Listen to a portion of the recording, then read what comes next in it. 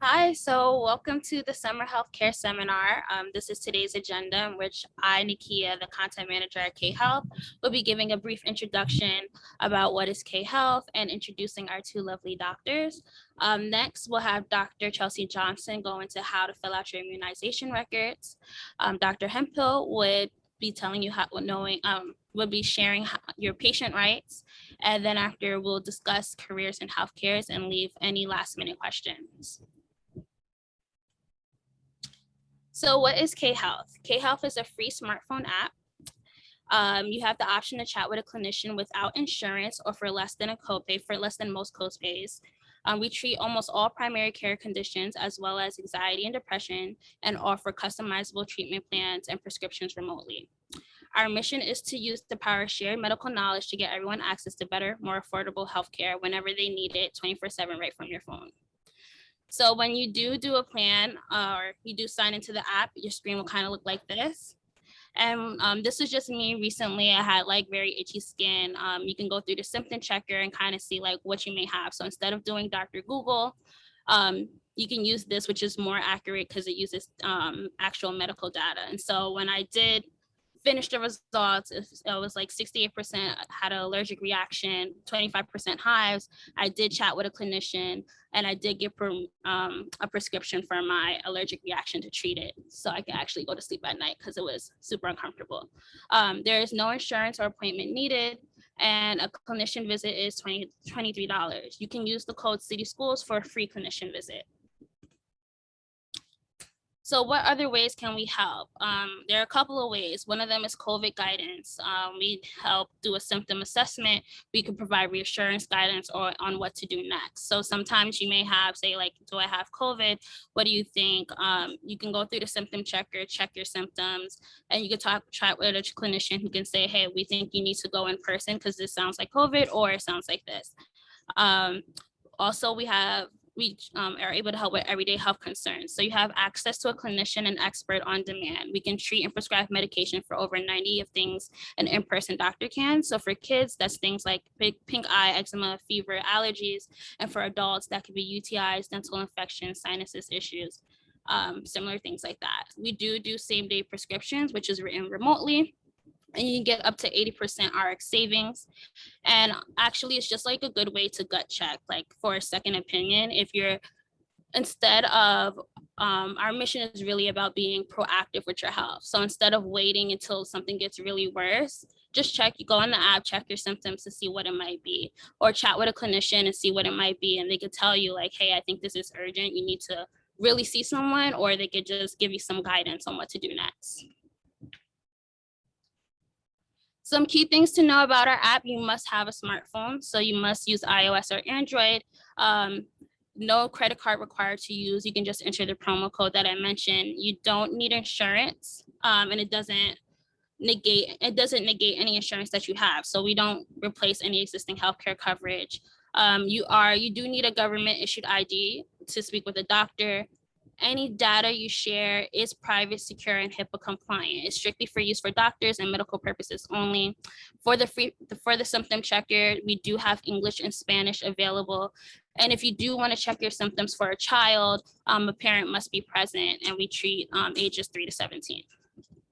Just so you know, acceptable forms of ID, any government issued ID with a photo, it can be state, city, or passport. It can also be foreign issued, and it can be up to 5 years expired. So here's one of our lovely speakers, Dr. Chelsea Johnson. Her specialty is pediatrics. She did her residency at Children's Mercy Hospital, and her role at K-Health is Associate Vertical Lead for Pediatrics. So she joined K-Health to reach families and children that wouldn't have access to innovative quality care. And she has done a lot of work in developing direct-to-patient telemedicine programs at Children's Mercy Hospital. She's super great personally, as I've always been in contact with her. And she's kind of like one of the people that's been spearheading the pediatrics program at K-Health. Our other lovely speaker is Dr. Imani Hemphill. Her specialty is family medicine. She did her residency at Halifax Medical Center in Daytona Beach, Florida. Her role at KHealth is a primary care physician, and she joined for our mission to offering affordable care despite of class, race, or economic status. One of her notable achievements is that she was awarded Florida Academy of Family Physicians Young Leaders Award. And again, one of my favorite doctors at KHealth, just super great. People always rave about her, and she'll let you know exactly what you need to know in terms of patient rights. So here we'll be starting with how to fill out your immunization records with Dr. Chelsea Johnson. Okay, thank you everybody for your time and attention. I appreciate you being here and listening to us, and hopefully we'll be able to share some helpful information along the way. And if you have questions as we go, please feel free to place them into the chat, and Nakia will be monitoring the chat box and keep me from running over and making sure that I stop periodically to answer questions as they come up. So Nakia, can you move through the slides? Of course. Okay, well, first I want to share that before we can fill out vaccination forms for college and university, we have to figure out where our vaccine records are. And the state of Maryland has a very nice resource available called Maryland My IR. And this is the link for the website that provides a free web service for people like yourselves, that if you've had your immunizations done at any time in the state of Maryland, whether as a child or as an adult, those records are placed here for you to be able to access at your convenience. You can view them, you can print off copies of these official vaccine records, and healthcare providers throughout the state use a similar product called ImmuNet, and that's where they put your vaccine records on, and then Maryland IR communicates with that so that you then can access it. So if Nakia, if you can click on the link, that's great. If you were to click on the link, this is the first page that you're going to see. It looks very similar to this. I kind of made it smaller so it fits. So registration is easy, and I walked through the steps. I inputted one of my children's information, although they've never had vaccines done in Maryland. I wanted to at least for you to be able to see what the pages look like. So it's a 4-step process, and the first one is just setting up your account. So this is the typical information that you already have that the website wants you to upload, including selecting a password for you to be able to reference it later and access the account. This is going to have some additional information so they can look up your records, including phone numbers, your address, and zip code information. The third step is to add your children. If you have children, and or this could be for yourself, if you've had immunizations done, even as an adult, they would be in this this data storage for you. So you can add as many dependents as you have and putting their information in there. And then at last it asks, just some general questions about how did you find out about this link. You have to accept some of their conditions, check that you're a real person here, and then submit in order to access your immunization records. So once you do try to access it, one of the screens will look like this. Now keep in mind that this is me and my son. Neither one of us have had immunizations done in Maryland, so that says the record was not located. When you go to access your child's records, this is where they will find a list of all the vaccines that have been done in the state of Maryland, so that you can, from one of these pages, you can print this off and use it for college, use it for summer camps, use it for sports physicals, etc. This is what it would look like as all the people that you have listed. And then You can click the button that says show me my immunization records, or you can have the certificates downloaded so that you can print them, or you can save them to your smartphone or your computer. So that's a pretty easy process for being able to access your records from any clinics, hospitals, public health departments, mass vaccination clinics where you may have gotten them done. This next slide shows the web page for My IR Mobile, which is also part of Maryland My IR, but this actually incorporates 5 other states that if you have records in these other states, you could also access them through this link at the top, myirmobile.com. And it's a very similar step. It's a free registration. You can print your official.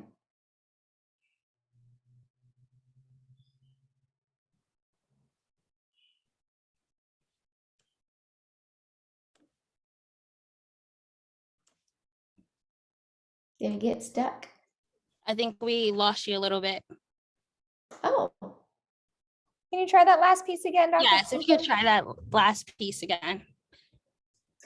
So on this slide, this is one of the web pages for My IR Mobile, which incorporates not just the vaccines that you may have gotten in Maryland, but 5 other states that can all be accessed from this web page, which is the same company that has storage of the vaccines just in Maryland, but this one opens up for 5 other states that also update vaccination records that you can access free by making a registration, printing off those official records, and you can do it from any device at any time. So this is the next page on that same website where you can click the button at the bottom where it says to register now, and it's a similar registration process for the Maryland IR. This is going to show you the steps for registering, how you're going to verify that you are you when you set up this account, and then how you can access it. It is quick, it is easy, and it is free. So in addition to Maryland, which you have access from the Maryland My IR, there's also North Dakota, Washington, New Mexico, Louisiana, and Alabama that also has vaccines that they upload that you could access if you were to have any of these states have vaccination records for your child or for yourself. All right, so now that you've collected your vaccine records and you're ready to go off to college and you're ready to fill out all of those college entrance forms as we're getting headed into the fall semester, this is going to help you know how to fill out the vaccine forms. So I'm assuming that most of you will be going to college in state of Maryland somewhere, whether it's at the University of Maryland system or a private college there. You may also be going out of state, and that's so exciting too.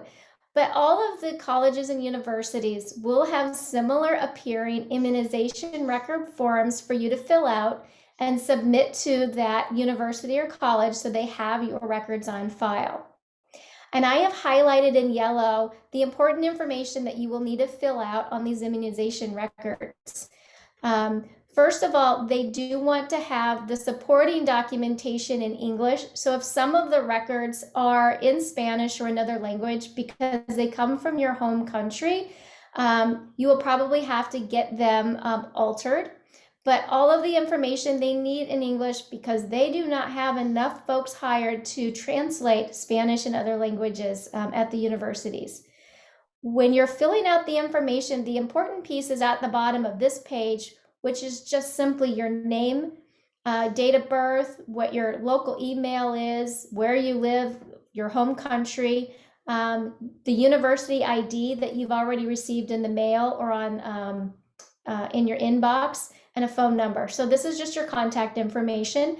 And at the bottom, they want you to have a signature, either your parent or guardian, if the child is still not yet 18, but going off to college, or the child, young adult, student, who is going to be starting college can sign if you're 18 and older. The next page I've highlighted in green those immunizations that are required, as it states up here. These are required by the University System of Maryland. And these are very common immunizations that the vast majority of kids get as they are growing up. The first one is the MMR.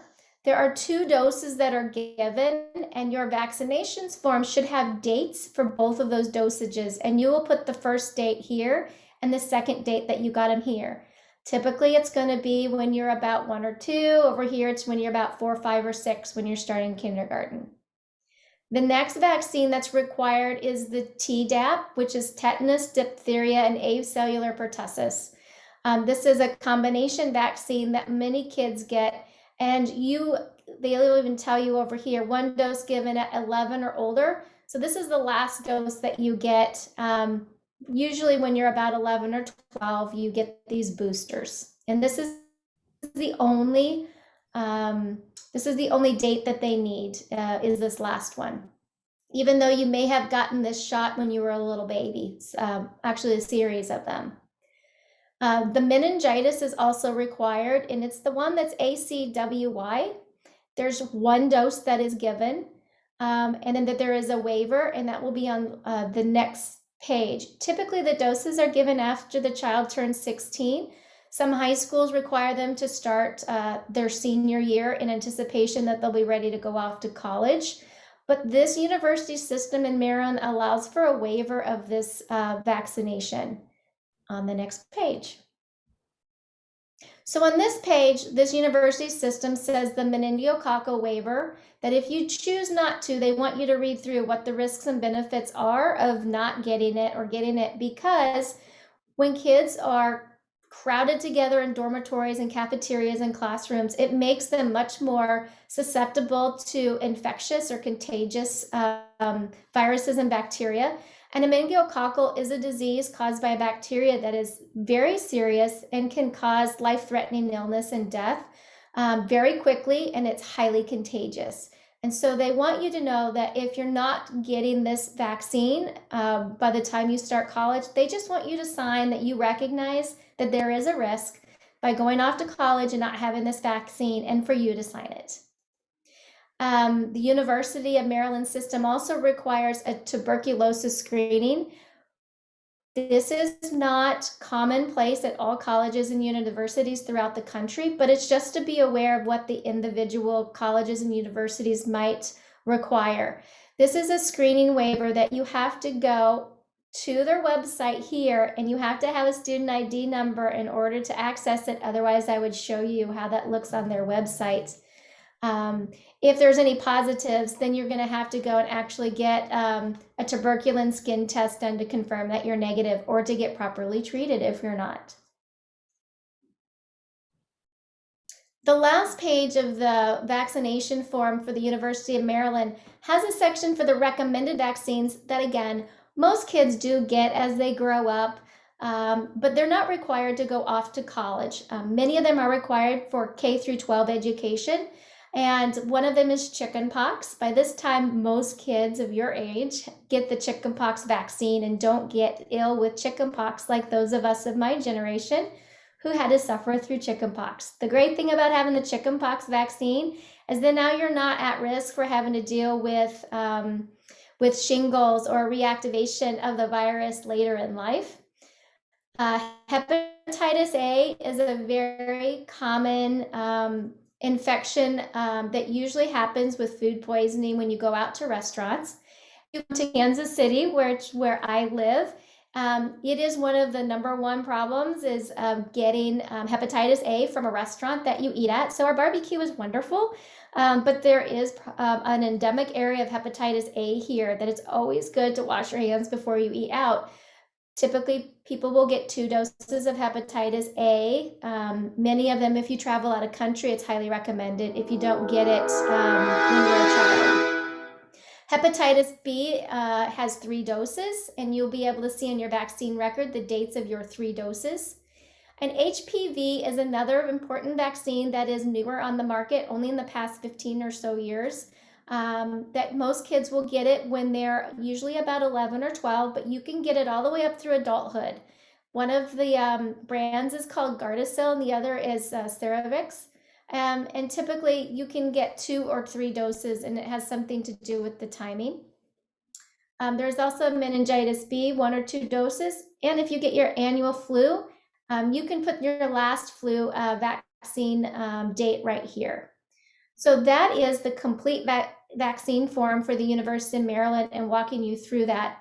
Other colleges will also require a similar form. It just may be laid out a little different, and the requirements might be slightly different, like with the tuberculosis screening and the waiver for the meningococcal vaccine. I'll take a minute and just see if there were any questions about vaccination forms and filling them out, or about vaccination records and how to access them, or any general questions that you may have about vaccinations. Dr. Johnson, not all of our participants can speak, so I haven't encouraged them to use the Q&A chat. So if those come up, I can moderate. Absolutely. So if Nakia, if you will keep an eye out for those Q&A questions and prompt me if there's some that I need to address, please let me know. Otherwise, I will continue on. So we'll move into the COVID vaccine, since this is what is happening to us right now as you guys go off to college, and what we need to know.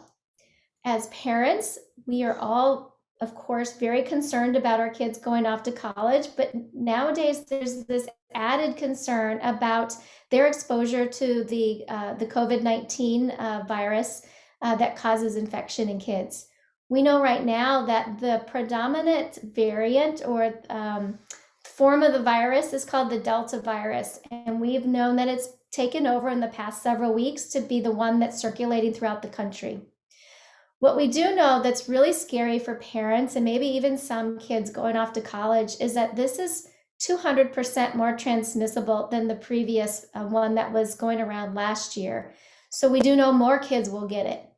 We also know through a lot of different universities and companies that have been studying the virus over the past 18 months is that this new Delta variant is 1,000 times higher viral load, which means when or if you get infected, the amount of viral particles in your nose and throat is 1,000 times higher than it was if it was the regular variant that was going around last year. This means that more kids will get sicker quicker, and they will test positive more quickly. It will also means that because all of this is floating around and highly transmissible, there's a higher chance of getting infected.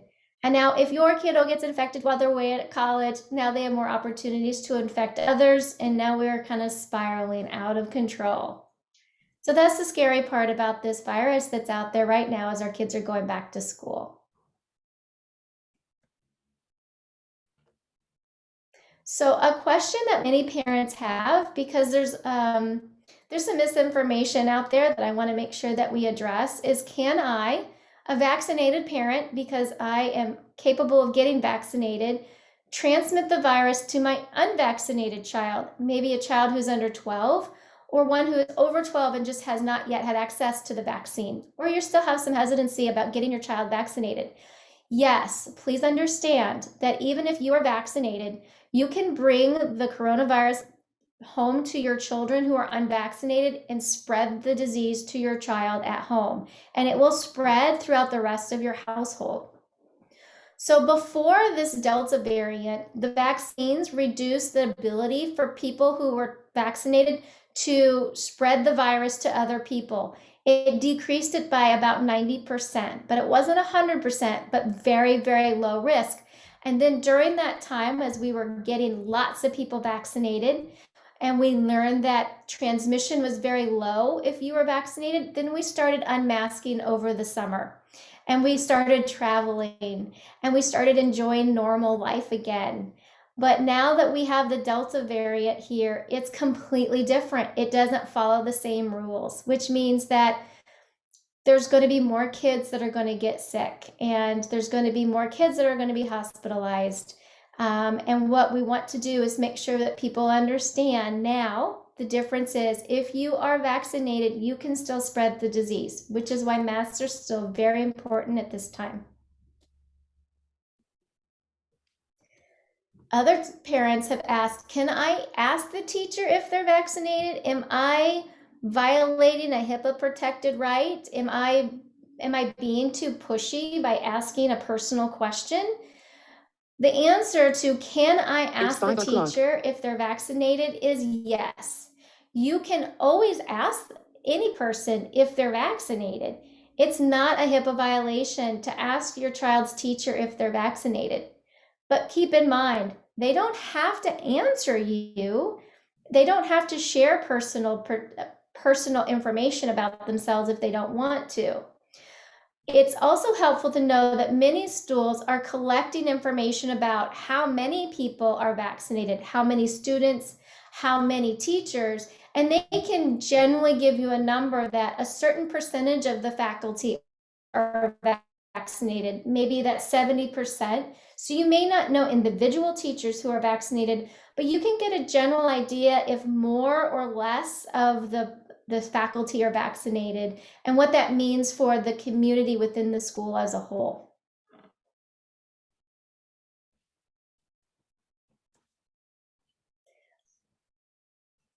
I think the next thing that's important for students going off to college this fall should know in the state of Maryland that the University of Maryland system does require the COVID vaccine for all of their students. It's also required for faculty and staff on all of their campuses if you're going in person. And this is just to remind you that yes, this is true. You can find it on your web search. This will not necessarily include private colleges in the state of Maryland. You'll have to check your own private college to see what their requirements are for the COVID vaccine. And now I want to just briefly stop and see if Dr. Hipaa has anything that she wants to add to the conversation about COVID vaccinations at this point. I know I kind of blew through a lot of the information, and I want to make sure that if there's not some important tidbits and nuggets that she wants to share as well.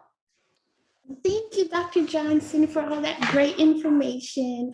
And I just want to apologize in advance. I see a rainstorm coming, so hopefully it doesn't disturb the connection or you guys hearing me. But I definitely agree with Dr. Johnson's advice about the COVID-19 vaccination. And just to take a step back, the reason why we're really pushing for it and recommending it is because the more times the virus has to enter different hosts and the host is not able to, let's say, fight the virus, is the more opportunity that virus has to stay in the body and think of different tricks and ways to survive and to get stronger. It becomes a super bug. So not only are we recommending the COVID-19 vaccine so that if you do have the virus, it is transmissible, as Dr. Johnson stated, but at least your body is able to contain it and fight it so that it doesn't become a super bug. And so if so many people are getting the virus into their bodies and not being able to fight it or suppress it, it becomes smarter. And now we have this Delta variant it's so much smarter that it's now affecting younger children. It's lasting longer, has more viral load. So we do encourage everybody, if you can, to get the vaccine, not only to prevent, from it spreading, but also to prevent it from becoming smarter.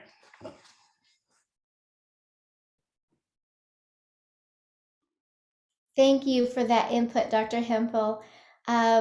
This slide has a whole lot of writing on it that I just want to share the very bottom, that despite the fact that there are vaccine requirements for the fall, and COVID vaccine is one requirement for the University of Maryland system, that there is a vaccine exemptions that are available that must comply with all the state and federal laws.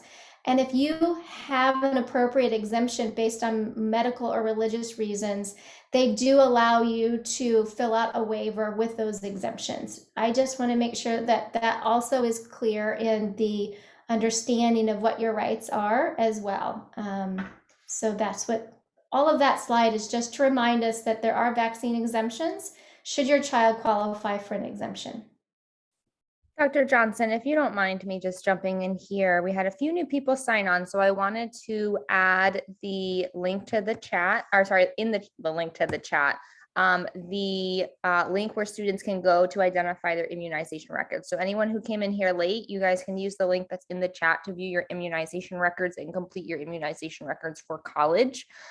One of the things I do want to just have an opportunity to add here is for anyone who is transitioning to college, every single college that you attend is going to require you to have medical insurance. So just make sure that you are checking the health services page of the colleges that you want to, or that you intend to enroll in, and ask what, either if they have a health insurance waiver. So if you have Medicaid, or if you have a parent sponsored insurance plan, that you submit that to them. Otherwise, they can charge you up to $3,000 for an insurance plan through the institution that you're going to. So in addition to submitting your vaccination records, please look for something called a health insurance waiver form and fill that out. That's it. Thanks so much, Dr. Johnson. Certainly. Welcome to all of you that have just arrived, and thank you for coming to join us and giving us some of your time. Please feel free to add any questions that you have in the Q&A box, and our wonderful Nakia is manning that to see if there's any questions that pop up that we can address as we go. I just wanted to share with you where you can go to get vaccinated for the COVID-19 in the state of Maryland. Keeping in mind that all Marylanders age 12 and older are eligible for vaccination, and it is free. It does not cost you anything. If you have insurance, the vaccination site may bill your insurance, but your insurance is not allowed to bill you for any part of that vaccine. And if you have no insurance, you will get it for free. So this link here will take you to a wonderful website that has just about everything you could possibly want to know about vaccine clinics in Maryland.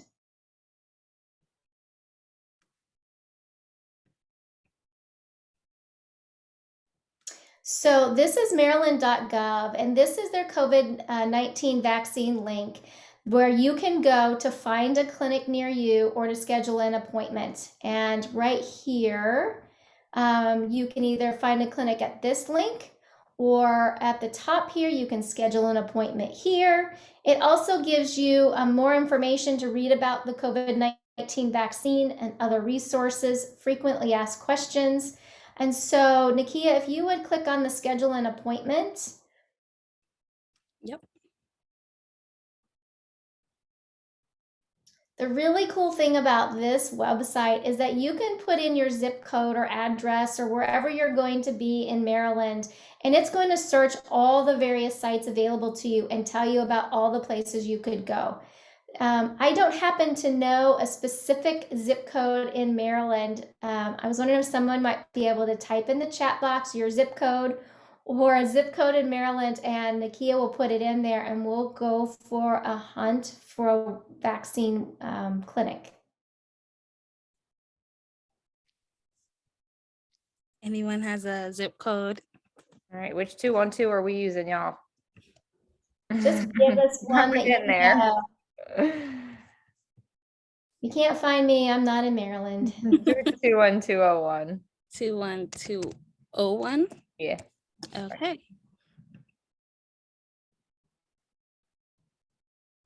So this is a wonderful map that is going to give you the location of all these different places you could go to get the COVID vaccine. Now you will see that it's color coded, and some of these places are hospitals, mass vaccination clinics, pop-up COVID vaccine clinics, and they're all over the state of Maryland. And you can find out where these are being hosted with the address, how far they are from your zip code, when they're open, how to schedule an appointment. They even have a button right there for you to schedule an appointment where you want to go. This first one that Nakia has on the screen is the mass vaccination site at the Baltimore Convention Center.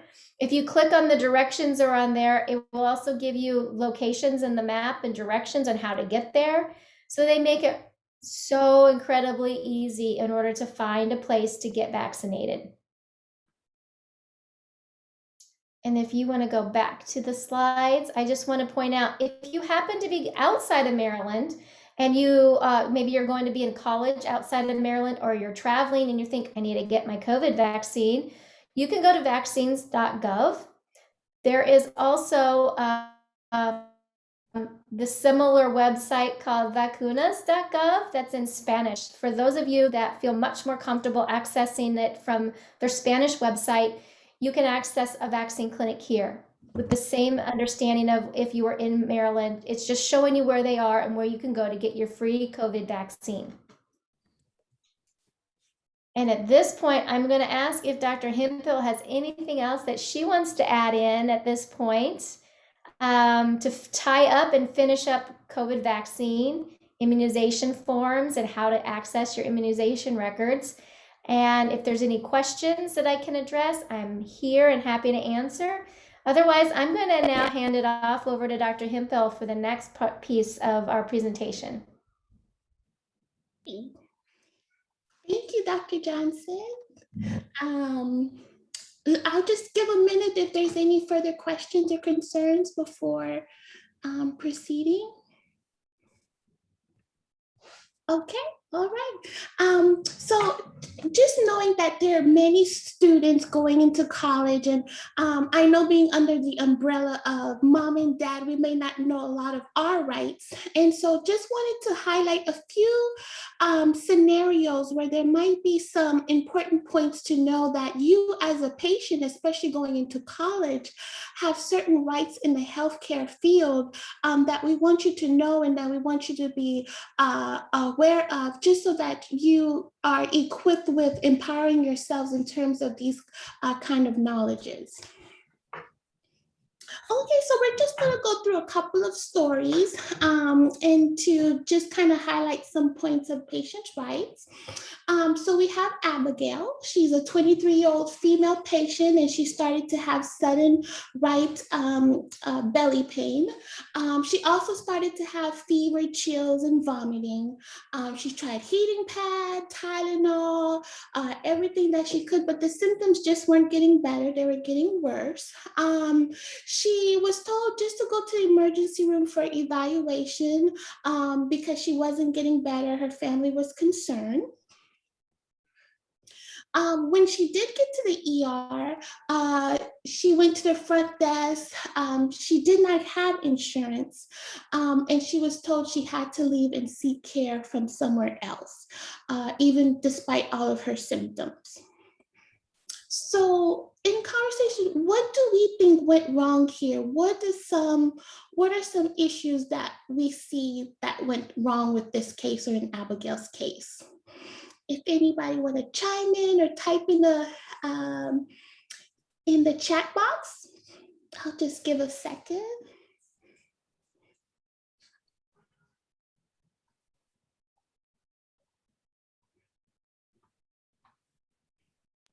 They're all very shy today. I know. Okay. We will drag it out of you. So we'll just go to the next slide. So a big problem here in Abigail's, she was refused care. Yes, very good, Tolan. She was refused care. And the problem is she has serious symptoms. It's not getting better. And she wasn't even allowed to go back into the ER, at least for triage, at least to see her, evaluate her, to see if it's really an emergency. The other thing is that she did not have insurance. So was she refused because of no insurance? And that's a big no-no. So we want to highlight that if you ever have any emergent care, you having very severe symptoms, not getting better, we do want you to go and be evaluated in the ER, even if you don't have insurance, even if you don't have documentations, or even if you're lacking documentations. We don't want you to feel bad that you're going to be deported, you're going to get in trouble. That's not what they're there for. The emergency room should never decline you care. You as a patient have that right. And I do know that some patients might not desire to go to the ER because of cost, but there are some programs in the emergency room after you go. They may have patient-assisted programs to put you on a payment plan, even if it's $10, $20 a month, you're just paying on it. That's worth going, but we don't want you to feel like you don't have to go if you're having symptoms. And if you do go and then you are rejected, that's a red flag, and that should be highlighted or noted, and you have to bring it to attention to authorities, or even your local healthcare system, so that can be addressed, because that's a big no-no. Okay, all right, so going to our next story, Benji. He's a nice 19-year-old male patient. He was evaluated to pediatrics office since he was born, and had been treated at the same office since then. Now he's going off to college, but he needs all of his medical records to go to his new doctor near his college, and that includes his vaccination records. So Benji calls the pediatrician's office, and they said, no, we will not be able to give you your medical records. You are no longer our patient. So what went wrong here? And don't be shy. What do we think went wrong in this scenario in Benji's case?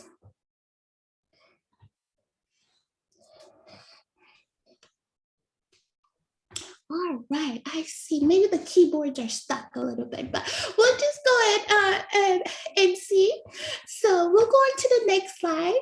So in this case with Benji's story, they did not want to release his medical records. And as a patient, you have the right to all of your medical records. Every medical records that you have a right to see them. There is a caveat to that. Some offices may charge you per page or per record for your records, but you're not supposed to be refused your medical records. Another caveat to that is sometimes if you're being transferred to another doctor, you have a new doctor, you can ask your doctor's office to request your medical records from the doctor's office you were in, and then you won't be charged for it. They automatically have to send those records over. So there's always a way out, but you should never go into a healthcare system and you want your medical records and they deny you access, or they deny you a way to at least getting it. So you have a right for emergency care, and you also have a right to all of your medical records.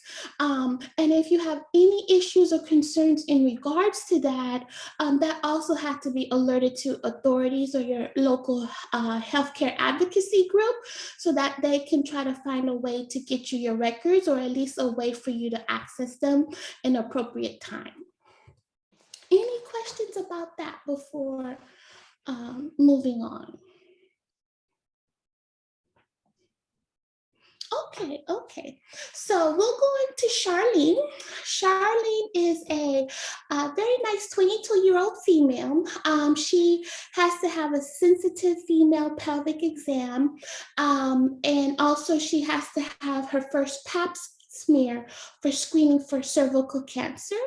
I'm not sure if many of you may have heard of that or need it at this time, especially if you're just getting out of high school. But her physician is an older male provider. She's getting ready to do her exam. She's very uncomfortable, very shy, and she asks if there can be another female in the room, and the provider said he's not able to do that. So what went wrong here? What would you do in this situation? You have to have the exam, you have an opposite sex provider, and you feel uncomfortable, and they refuse that you get somebody at least to help you feel comfortable in the exam room. Can you wait? I guess actually don't know the answer to this question, but can you actually like wait till you get the female provider? Yes. So there's many different things we can do. If you're very uncomfortable and the office may or may not have another female doctor, provider, nurse practitioner, but usually, or they should have what we call a medical chaperone.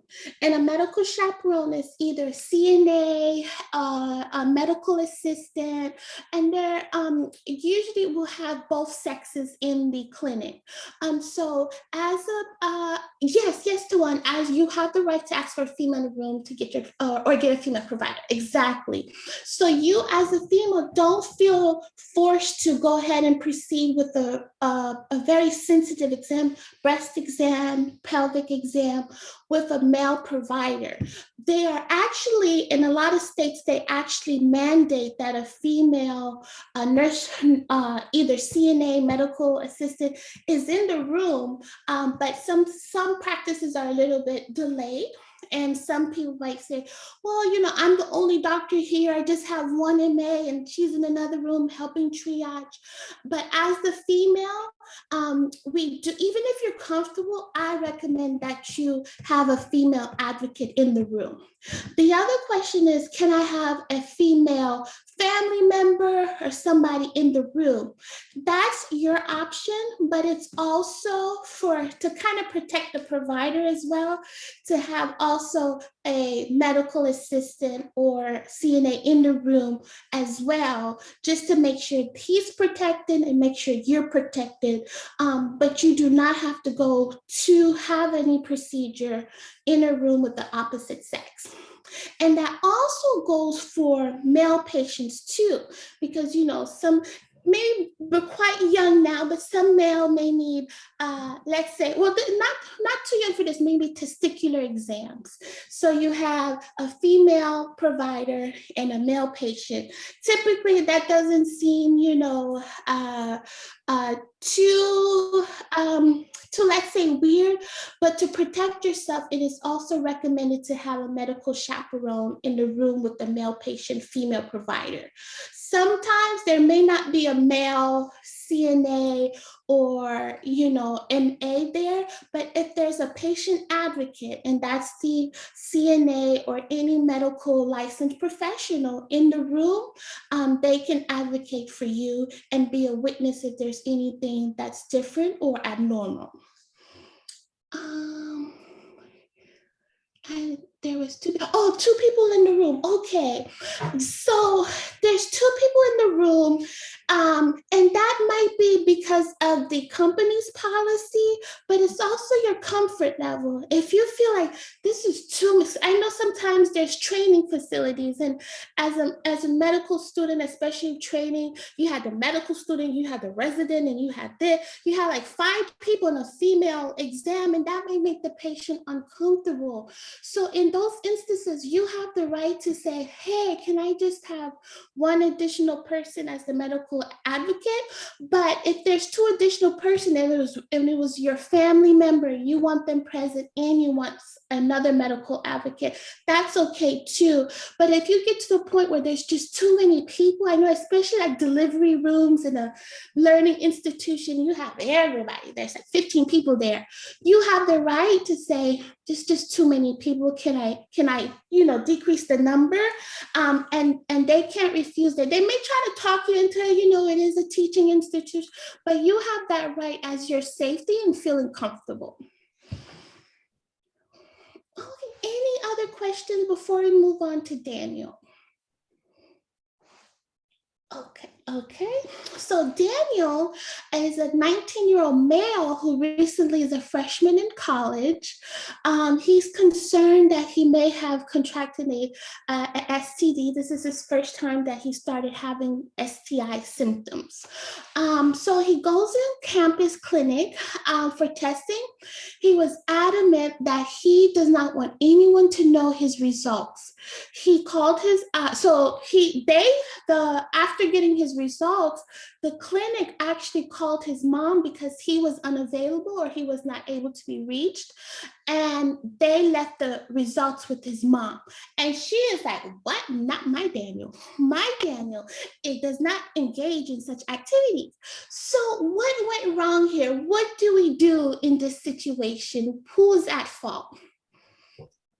The clinic. Yes, yes.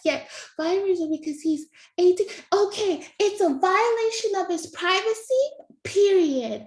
He's, even though he's 18 and older, and even if he's under his parents' insurance, he still told them or let them know that I do not want my information known to my parents. Now, if he was under 18, that might be a tricky situation, especially based on the state you're in, especially if it's due to sexually transmitted infections. So with that, that might be a little different where your parents may know. But the other caveat to that is, let's say he did go to the clinic at his school. It's under his parents' insurance. They called him, let him know the results. But later on, the parents get a bill from the insurance, or they get a summary statement. And in that summary statement, it reports the testing. May not report the results, but it would report the testing. So there is some there's some ways that parents can know that at least testing was done, but the clinic is at fault because if you stated that you do not want your medical record or medical results released to anybody, you have that right. And also it's a Hipaa violation. And a Hipaa violation is the Health Information Probability and Accountability Act, which states that it's the law that protects you, that no test results or no medical results should be released to anybody if you do not verbally consent, or if you do not give consent in writing. And so a lot of times in the offices, the first thing they give you is a Hipaa paper form, and they ask you, who would you like us to leave any information, diagnosis, or test results for, and how? Also, the means of getting you the results is important, can be a Hipaa violation. If you said, I only want phone calls, and they left you a voicemail, and you did not choose that option because somebody else may have access to your voicemail, that can be a Hipaa violation. It is very important if you feel that your rights were violated, because there's very strict laws, rules, and penalties to the facility if this does occur. And so we do encourage you that if you felt like this is a problem or issue for you, please let the medical advocacy team in your county or area know. Also let the state, that institution know, because it may have been inadvertent. But we definitely want you to know, especially as a young adult, you're now transitioning, that mom and dad are not really privy to your results, although we want to as parents. But if something's sensitive and you don't really want anybody to know, you have that right at that age. Any questions or concern in regards to that?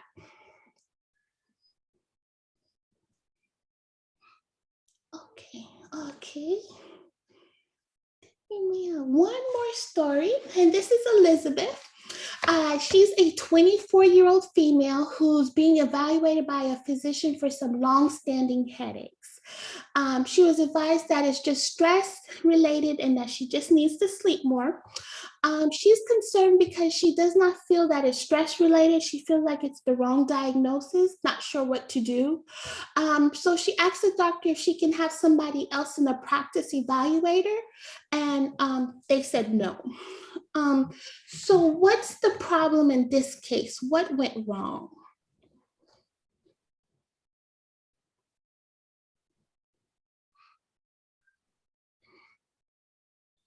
Okay, now I'll kind of push it forward. Okay, so in this case, Elizabeth is asking for a second opinion.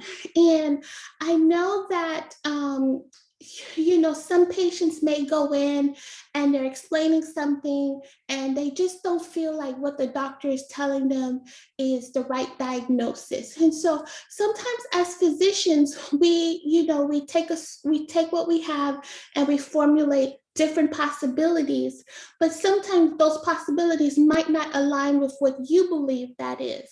And so you always have the right to a second opinion. So you don't just have to stick with the diagnosis. Now, the caveat to that is you have the right to a second opinion, but it may be on you to provide or get access to that second opinion. So it's not necessarily the provider who has to provide it for you.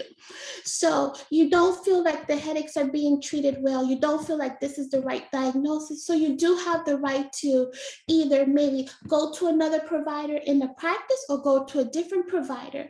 That might delay diagnosis and care because you're kind of going to different places, but you do have the right. So we do want patients to know, or we do want you to know, that you got a diagnosis you're not happy with and you just don't know what to do. It's okay to ask somebody else just to make sure that they're on the same page with you. So we do want to provide you with that awareness and to empower you to know, hey, it's not necessarily doctor shopping. If you still feel something's wrong and you're not getting better, we want to empower you to say, hey, I just want to get a second opinion just to make sure that I'm on the right track. Dr. Hempel, I have a follow-up question on that. For Yes. families that might not have insurance. Yeah. Are they, if they go to the emergency room and get care and they are not provided that care, or they are, well, as we know, they have to be provided care. They want a second opinion. Are they able to leave and go to another hospital, even though they don't have insurance, and get a second opinion? Yes, and the sad part to them with that is, yes, they can leave, go to another hospital. That's their choice, but unfortunately, they might incur a second ER bill because they've already been triaged to the first one. Given a diagnosis, they're not happy. Now you have to go to another one. And that's where the delay in care is, or that's where that self-advocacy for yourself goes into. That might be a little bit more costly for the patient because of that, but it's for their peace of mind. So they are able to do it. Now, let's say they're in the ER, they're not really happy with their care, they ask for a second opinion. Some hospitals will say, yeah, okay, we'll send another doctor. And some will say, we already gave you a diagnosis, we're short-staffed, we can't do anything. If you're not happy, then kind of find your way. As long as they treated you, given you a diagnosis, and provided care, then that's what their limit is. They did what they did, but if you are not happy with it, then you have the right to go somewhere else. And unfortunately for our uninsured patients, they can't afford to go to different hospitals or different clinics because they don't have insurance. And even for them to get outpatient care, they don't have insurance, so they won't even, be able to be seen. So sometimes they just stick with that, one diagnosis or opinion, unfortunately. Thank you.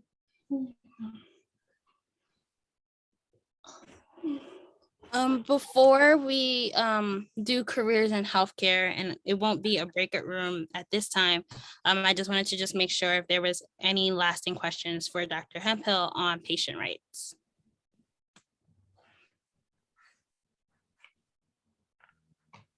Okay. So with careers in healthcare, I believe Dr. Johnson and Dr. Hempel wanted me to show this video first. So hopefully it plays, which gives a good summary on how to be a doctor. So let me know if this plays for you guys. Provide diagnoses, treatments, and counseling to individuals with illnesses, diseases, or injuries. Some of their many responsibilities include examining patients, collecting patient information, performing diagnostic tests, and discussing test results. Physicians fall into two main categories: medical doctors, MD, and doctors of osteopathic medicine, DO. Both types of doctors treat patients, but DOs also use preventative medicine and holistic care methods. Within the medical field, doctors most often have a field of specialization. There is great reward in being able to help people feel better and perhaps even save their lives. The education required to become a medical doctor is long and may be expensive. Few doctors are able to limit their work hours to normal business days. Most work irregular hours, including during the night and on the weekends. The financial potential in the field of medicine is great. All doctors, but especially those working in private practice, are able to earn high incomes. The job is stressful and requires emotional stability. Doctors also need the following skills: problem solving, leadership, empathy and communication, and proficiency with specialized tools and technology. It takes many steps to become a doctor. Let's go over those in order.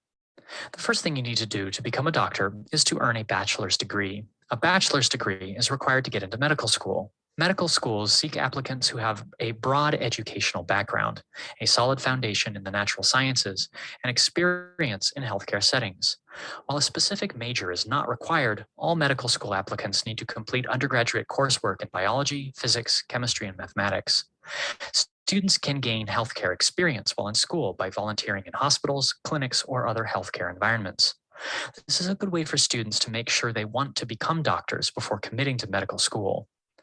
After completing your bachelor's degree, you will have to take the Medical College Admissions Test, or MCAT. MCAT performance scores are required by almost all medical schools in the nation. Content areas that are tested on the MCAT include biology, general chemistry, organic chemistry, and physics. The MCAT is a standardized examination that is also designed to assess problem solving, verbal reasoning, and writing skills. Students planning on going to medical school can take the MCAT up to 3 times in a year. If you do well, you'll be accepted into medical school. Medical school programs generally last 4 years. The first 2 years usually entail classroom and laboratory work, while the last 2 years allow students to work directly with patients under the supervision of experienced doctors. Medical school coursework generally covers topics in pharmacology, pathology, anatomy, and biochemistry. Students also study the practice of medicine and legal issues related to healthcare. The clinical experiences that students participate in, usually in their 3rd year, cover a variety of specialty areas, including neurology, radiology, and medicine. The clinical experiences also give the student a chance to find out what type of residency he or she would prefer to pursue after graduation. After graduating from medical school, you'll start a residency program. Residency programs offer aspiring doctors the opportunity to work directly with patients in a specialty area of medicine. Some specialty areas include internal medicine, pediatrics, emergency medicine, psychiatry, and anesthesiology. Residents may be responsible for a number of patient care activities, including developing problem lists, performing physical exams, and compiling medical histories. Depending on the specialty area, a residency can last anywhere from between 3 and 7 years. Most residents usually complete their programs in hospitals. All states require physicians to become licensed before allowing them to practice medicine. Graduation from an accredited medical school is required before qualifying for licensure. Candidates must also complete a residency training program and pass exams. The U.S. Medical Licensing Examination, USMLE, is a 3-step examination that is required for MDs.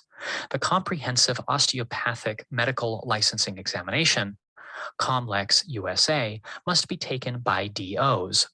For specific state information about licensing, individuals should contact their state's medical board. Licenses must be renewed periodically. Doctors applying for license renewal must typically complete at least 50 hours of continuing education before taking the renewal exam. Each state has different licensing requirements, so it may be beneficial to learn what those are as soon as possible. Certification is not required, but it may increase employment opportunities. A professional designation can demonstrate that a doctor is an expert in a specific area of medicine.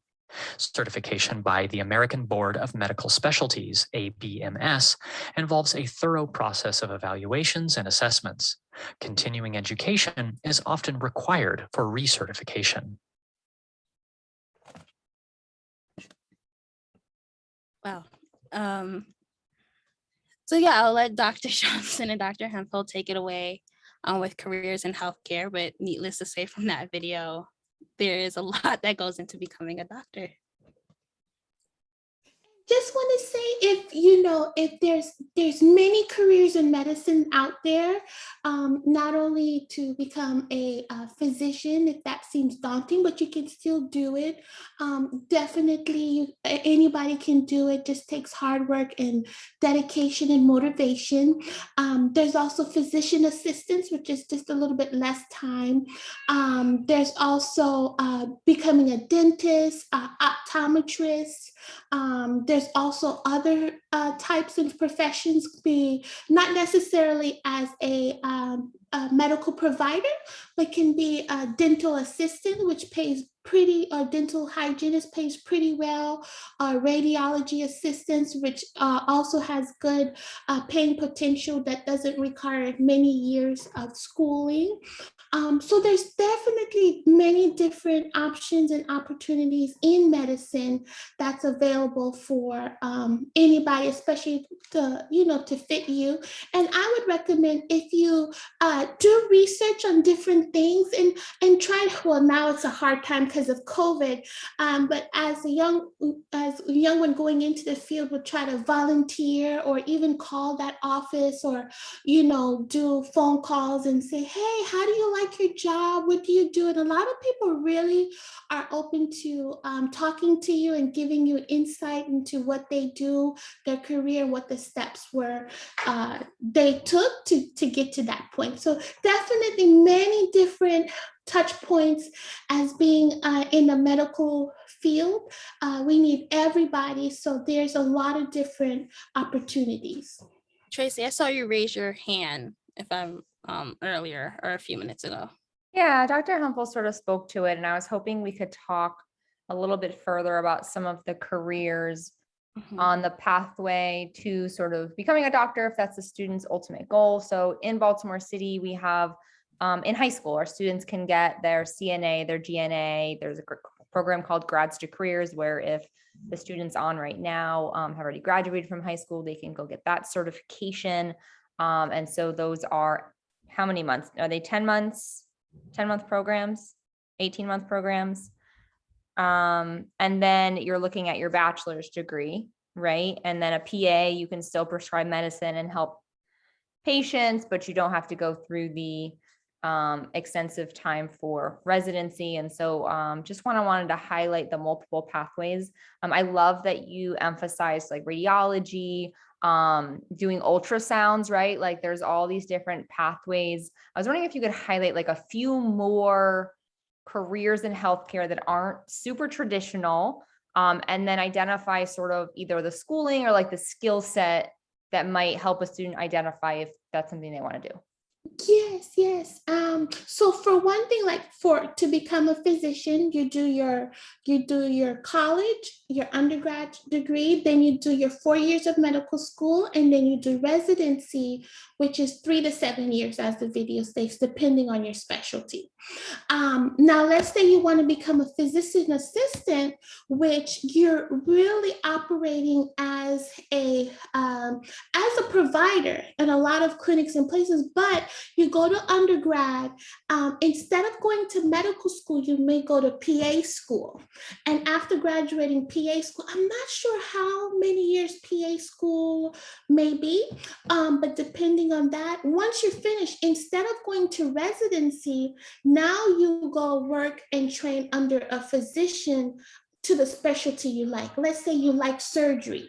So instead of going through the 5 years of surgery residency, now you just work under a physician and they train you and they teach you all they know. And so that you can become at least independent at maybe not doing all surgical procedures, but maybe you can do some, or you can at least do a lot of office procedures as a PA. And that's also as nurse practitioners as well. You can also be a nurse. Nurse, you usually, depending on the nursing program, can be a nurse within 2 to 4 years. And sometimes they may even have dual programs in high school where you can take high school nursing courses and then a few more courses after that, and you're already certified nurse.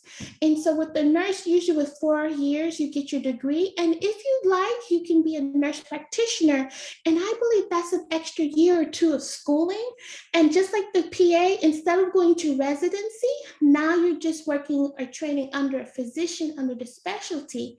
And once they feel comfortable, especially let's say it's a nurse practitioner, like in roles such as pediatrics or family medicine, working in clinic, the nurse practitioner is really working as an independent provider. The doctor just kind of makes sure they're doing everything, reviewing their charts, that they're, complying to the rules of medicine, but they're actually operating independently. They're not being hovered over every day, like, what are you doing? What are you doing? But pretty much at a certain time, they're operating independently as their, as a provider. There's other opportunities. If you wanted a career in, not sure if you know, like I guess in psychology or be a psychiatrist, that would involve going to residency, correct? Yes, to become a psychiatrist, they have to go through the same regimen as a provider, to go to undergrad, residency, medical school residency. I think their residency maybe 3 to 4 years. And that's for psychiatrists who's prescribing medications and making diagnoses. Now for psychologists and counselors, that can just be a 4-year degree, which may have some more certifications, but they don't provide medications, but they can provide counseling, helping families and, different therapies and things like that. And so those are different opportunities as well. PA is usually 2 years. Okay, like a master's degree. Okay, thank you. Thank you, Tracy. Can I ask you guys a question about hiring? So in Baltimore, we talk a lot about academic grades. And we talk about, especially in healthcare, the analogy I always use is that a student probably would not like a doctor that has a C average or is 70% likely to do well at what he's doing, right? That we kind of want when we're having surgery, that A, right? That 90%. So when you're hiring like CNAs or you're hiring, partners or a PA or whoever, what are some things that employers are looking for hiring in the medical field? Like what kind of personal qualities, what things during an interview are they seeking? What things in an application could help our students get a career in healthcare and seem more marketable? That's great. I didn't know if Dr. Johnson wanted to chime in. Sure. I'll just jump in on all these really tough ones. No, overtake. It is important to be able to present yourself in the best possible light that you can for any job interview that you're going for, and anybody that's interviewing for to hire for a position is first and foremost going to look at your resume. They're going to see what your experience has been and what you have done.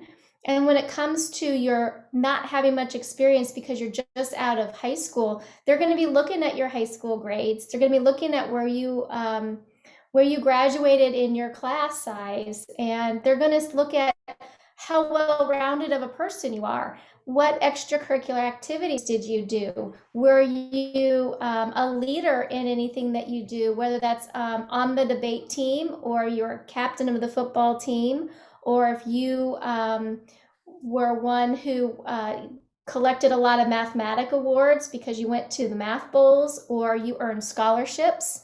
These are all things that are going to show on paper how well you have already performed in the things that you've been required to do. And for many employers, how well you've performed in the past is a good indication to them of how you may perform in the future. On the flip side of that, we know that some people don't always get the best start in life. They don't know what they want to do. They haven't figured out what's important and what's not important, or what the priority for them is, and it takes them a while. And so these are people that your grades may not reflect what you hope to be on who you were then, but now that you've focused in on what it is that you want to do, you can now go forward and and get job experience as, say, a CNA, working in the ER as a technician, or working in an office, being a receptionist in a doctor's office. I remember in the summer before I started medical school, I helped an OB/GYN clinic where doing things to their medical records and reorganizing them from paper to electronic. And I got to spend the summer all by myself out in their back shed, like reorganizing all the medical records and putting them away. Because it was experience to know not just what the doctor does, but what all the other roles are surrounding them. In that practice or in that hospital, for you to know what the CNA does will help you to, as a doctor or as a PA or a nurse practitioner or a nurse, it helps you appreciate other people's roles that you work with if you've already fulfilled those shoes in the past and you know what it's like to work in that position. And so those are areas where you can now go forward and do well and get good recommendations and another job that you bring with you on your resume. That you go and get extra experience by, now you're going to go out and get your licensed practical nurse certificate so that you can work in the hospital while you're paying for school or going to school. And that's going to continue to give you more experience. It's going to make you better at whatever it is that you decide to go into, because you are getting on the job experience from a different perspective. And not everybody appreciates how important it is to have somebody else's perspective when you're working, and what you take away from that. And so those are other ways to think about what you bring to a job interview. In addition, when you are in front of the person, remember that you're going to dress for the job that you want. If you're trying to get into medical school, you're going to dress like a medical student. If you're trying to get a job at the doctor's office, you're going to dress appropriate for that role that you want to have in the doctor's office. And how you are prepared for that interview with practicing how you're going to answer questions, and what questions that you want to ask, so that you know that whatever job you're looking for is going to be a good fit, is going to reflect very positively on you as a thoughtful, critical thinking person that they want to have on their team working with them. I have a question, Dr. Johnson or Dr. Hemphill, on your perspective. So I don't have many doctor friends, but I have many lawyer friends. And when it came time for the LSAT, they kind of like went ghost and disappeared. I guess I'm wondering. You're traumatized the first time. I'm wondering, has there been a time in your both of your personal experiences where you kind of had to take it down a notch on your social life to like focus on different aspects within your medical career, such as the MCAT, such as residency, and etc.? Absolutely. I remember one of my neighbors when I was studying or even younger said, do you even live in this neighborhood? Like, what do you know? And my dad would always ask, do you not want to go out or anything? Because your life, especially for the MCAT, especially if you're some people are very good at taking tests, standardized tests. They can just review a few things and just go, and they can do very well. But for the majority of people, they really have to tinker down and study. And I'm talking 12, 14-hour study days for like a summer at a time, just studying, reviewing. And then I think your friends understand that. But you do have to be willing to make that sacrifice, to know that it is a very big time commitment, not only for the testing, but even when you're in medical school, the first 2 years is really a lot of studying, many hours of studying. And I'm not saying 12, 14 hours, because it really is, that's the amount of time you have to put into study. So you might see some family members just go ghost, people just, they just disappear. And it's just because the volume of information they have to study for, to even try to do well on the test, because for some institutions, your results weigh heavily. for you to get into the institution. So it's a lot of stress. So it's definitely a lot of studying, and definitely you need to put that time into it to really succeed with the testing. I second that. It's hard to go through any of these programs the first time, whether it is to go off to college and get your get your bachelor's degree or a master's degree, or to go and get your physical assistance licensure. You don't want to mess it up the first time and have to do it again. Put in all the hard work the first time and nail it, succeed, pass it, because you don't want to have to do it again. It's a lot of work the first time, and it's even harder the second time. So if I was going to leave you a nugget, just do it right the first time. And that goes with college too. That first year is usually the most difficult because you're going from living with your family who has a lot of control and rules and boundaries and social norms of what you do and don't do, or what you can and can't do. And when you go off on your own and learn how to live on your own, it sometimes is very difficult to find your own routines and your own boundaries and your own bedtimes, and when you go to the grocery store and when you study and when you don't. And it's really hard. But I tell you, 4 years of college is better than 5 years of college or 6 years of college, to just get it done the first time and not have to repeat classes, not have to repeat semesters or start another year because you just didn't put enough time and energy into it the first time. So enjoy yourself while you can. Enjoy the moments that you do have, that you set aside to say, this is my time this weekend. I'm not going to think about studies, or I'm not going to think about work. But when you are supposed to be studying and working, to put the time in to do that, so that you can really appreciate when you have time off, or you're choosing not to spend time doing it. And I also want to encourage those students who are studying, who are doing everything they can, who are putting in the time, and maybe their grades aren't still A's and B's, and they're still not getting those high scores on those test taking, especially maybe students who maybe English may be a second language. We've seen a lot of those students, and as sitting at on the medical school panel as a to review student cases, this was a lot of the students' cases.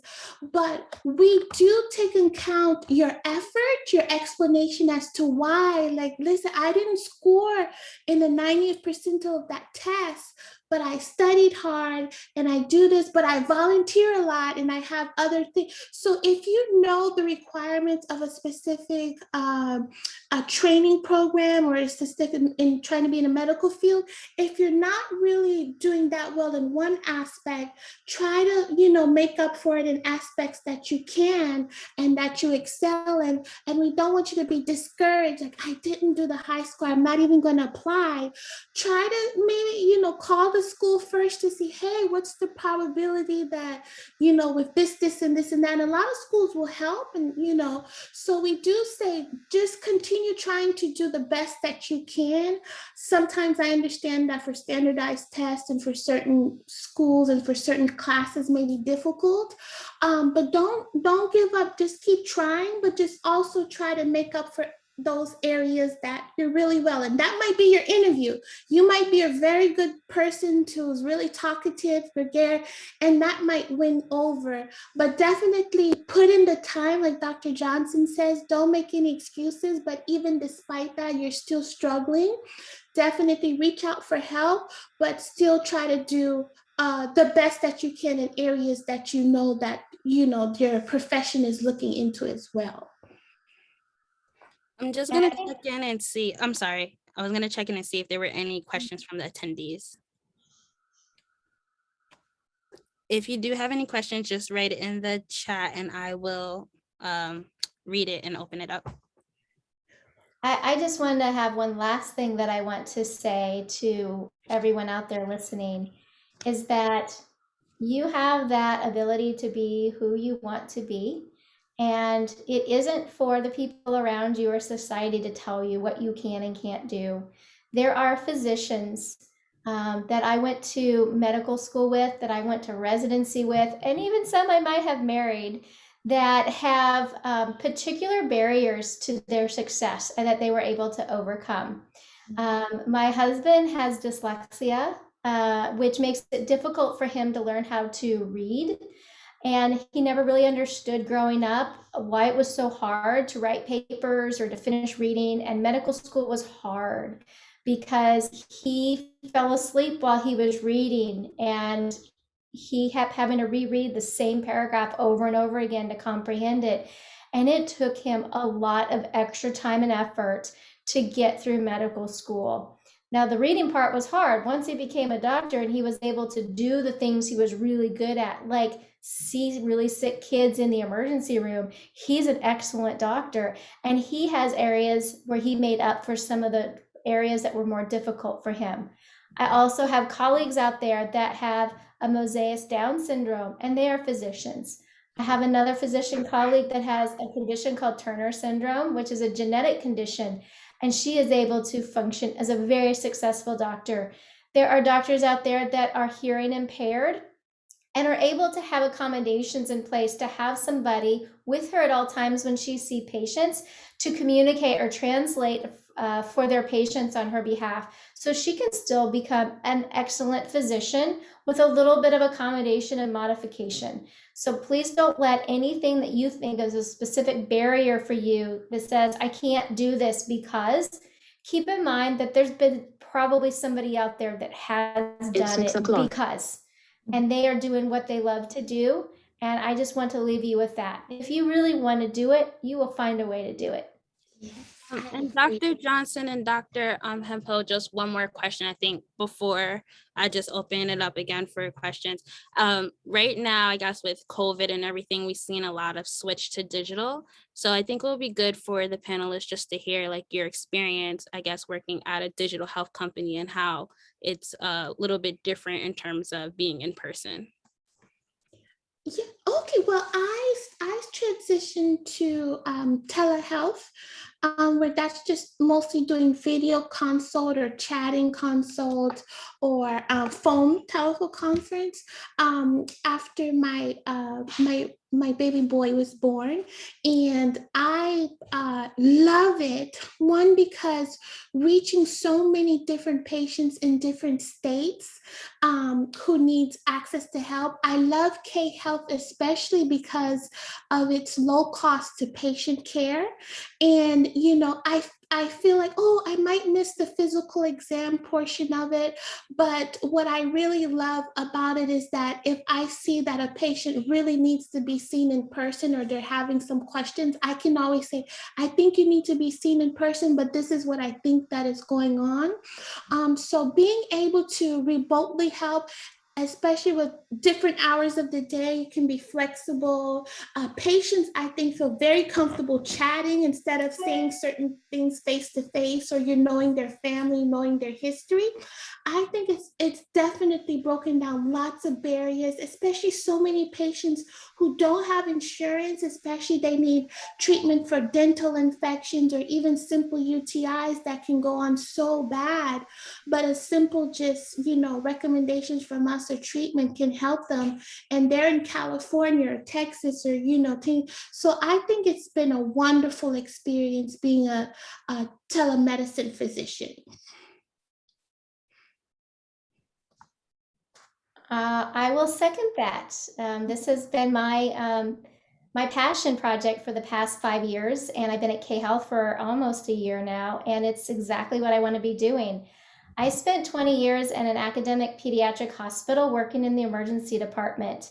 And so I love the care that I was able to give really sick or injured kids and to be there for them in those moments. But I also know there's a lot of moments where parents end up in the ER because they don't know where else to go or how to get the care they want, because they don't have access to a doctor, or they don't know what kind of doctor to go to, or they don't even know who to ask. And I love with K-Health that I can help parents in the comfort of their home ask me questions, get advice. I can solve problems for them and make diagnoses and treat them while they're at home in a comfortable place, so they don't have to go for a drive for a scheduled appointment. They don't have to take all the kids to the doctor's appointment. They don't have to be exposed to COVID out there. And I can get them what they need where they are whenever they need it. That could be in the morning, it could be after dinner, it could be in the middle of the night. And I love being able to help parents with their kids where they are instead of them making them come to me. And that gives me so much gratitude that I'm able to provide that kind of a service for parents that they just want to take care of their kids and they just want to get on with their day. And I can help them do that faster where they are. Nice. I don't see any questions in the chat box, but Tracy, I think that's all the questions I've personally had. I don't know if you see any questions on your end. I don't, but I do appreciate you guys kind of just highlighting the quality of life factors that our students can also consider when they're thinking about what kind of work that they want to do. I've always said that it's important to know what you want to do with the community in which you want to do that work. Yeah. Right. I work at the Board of Education and everybody asks me, I think I'm a teacher because I say that I work there, right? But there's so many different spaces that you can work within a specific field. So just want to thank our two participants. And of course, thank you guys so much. I know this presentation was super helpful. I'm pumped I'm glad it was recorded and that we can add it online. And if anyone has any follow-up questions, they can come to me. I'll put my information in the chat and then we can send it Nakia along if people have questions specifically about K-Health. Yes, I will also put my email in the chat if you have any questions or any follow-up questions. I will let Dr. Ermani and Dr. Chelsea know personally. Perfect. Thank you so much, everyone. And I appreciate you staying a little late on this Wednesday evening. Thank you for having us. Thank you. Thank you, Dr. Hempel. Thank you, Dr. Johnson. My pleasure. Nakia. Thank you. It was great. Thank you, Dr. Bye, Hempel, everyone. Dr. Johnson. Bye-bye.